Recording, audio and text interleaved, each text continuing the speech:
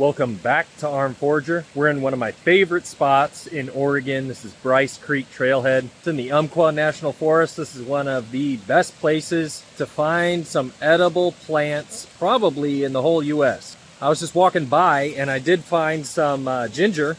This is wild ginger, and so it's not like the store-bought stuff. I tore this leaf to shreds because that's one of the ways I identify this.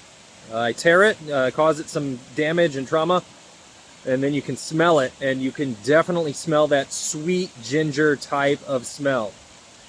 Now, you don't necessarily want to eat these leaves. These leaves can be very poisonous. They've got toxins in them. You don't want to eat a whole bunch of these leaves, or I would just suggest stay away from these leaves as far as eating them. The gold standard, I guess, with ginger is the root, and so I could dig up the root with this. Yeah, definitely go ahead and give that a smell. That's a good way to identify it.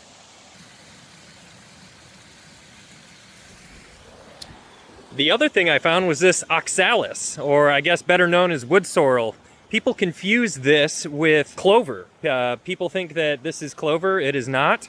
This does, in a lot of ways, look like the cliche shamrock, but this is wood sorrel, oxalis. And there are some decorative plants like this with that telltale shape to it.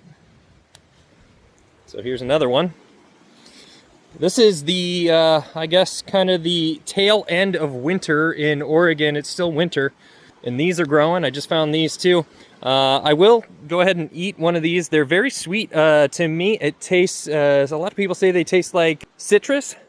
I would say that these taste more like a green apple, like the skin of a green apple. That's kind of the exact flavor and taste of these, and kind of the same texture.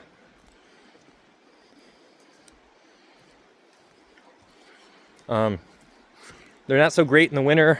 You can tell they're not wilted or anything like that, but they don't have that full green color to them, and so they're not super great right now, but they're still edible. You can still eat those. If I fail to mention this, somebody's going to mention it in the comments and get on with their banter and riffraff. That's usually what happens. But there's oxalic acid in these, and so you don't want to eat a whole ton of them. Now, as a forager, or if you're on a trail, something like that, again, don't eat plants from a trail because, there's animals that do their business, blah, blah, blah. So you got to be cautious of that. But if you're grabbing a handful of these or putting them on a salad or spicing up whatever you're eating, if you cook that, that'll probably take care of the oxalic acid. But honestly, unless you've got kidney problems or some pre-existing condition, this is very safe. It's relatively safe as far as that goes. Another thing I found right off the top here are these salal bushes.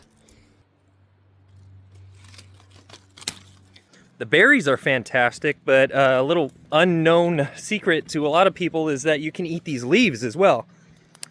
Now, these aren't tasty by any means. They do have kind of a chalky aftertaste, I guess, but you can eat these and they're good for stomach upset. They don't have any bitter flavor. They're just kind of hard to chew. Not as thin as, say, like an apple skin or something. But if you have stomach upset, this is a really good option. A couple of other things I'm looking at here. I did find some sanicle and some shining crane's beak. So that's geranium. Only one of those are edible, but sanicle is great for wounds. If you got a wound, you can just go ahead and put that on there and it'll stop the bleeding. It's been known for that for, hundreds, thousands of years. Here's what we're looking at.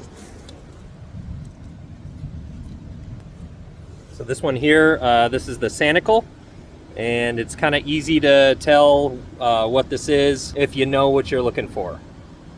It does have a kind of a raw potato smell, so that's one indicator, and it's got that leaf pattern.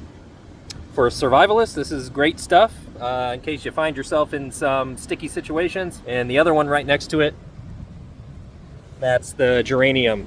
These have some telltale flowers when they do grow in the spring, but these ones are edible at any stage.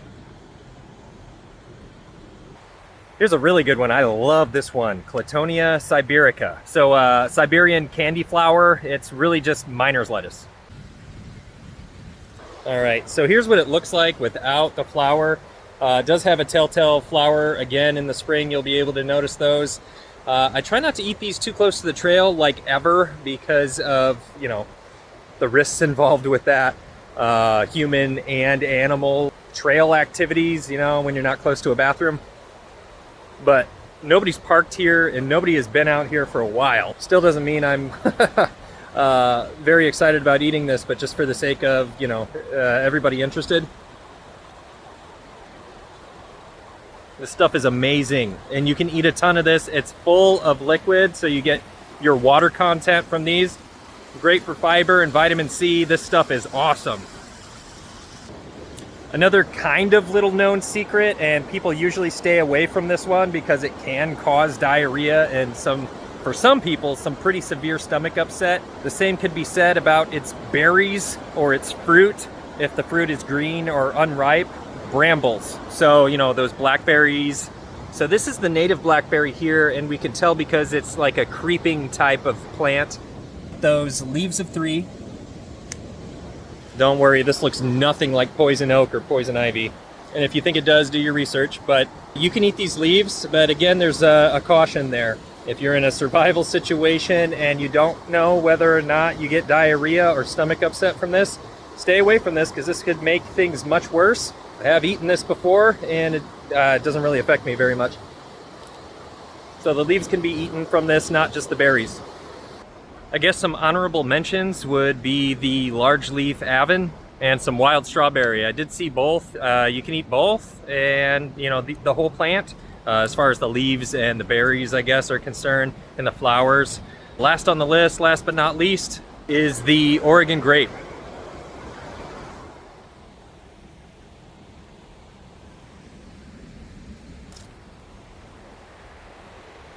Yeah, so right now, this time of the year, I guess you'll see some discoloration or some, you know, purplish or even yellowish. Yellowish would be the chlorosis that it's developing due to either lack of nutrients in the soil or lack of sun, that type of thing, which is expected because it's still winter.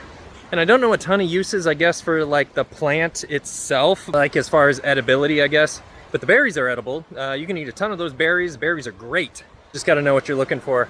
So yeah, that wraps it up. I think that was a pretty good haul, especially, you know, in the winter time. Pretty nice, I guess, in the shade. You know, it's about 52 degrees. You know, I'm in a t-shirt, but I got that Irish blood in me, so kind of like it cold.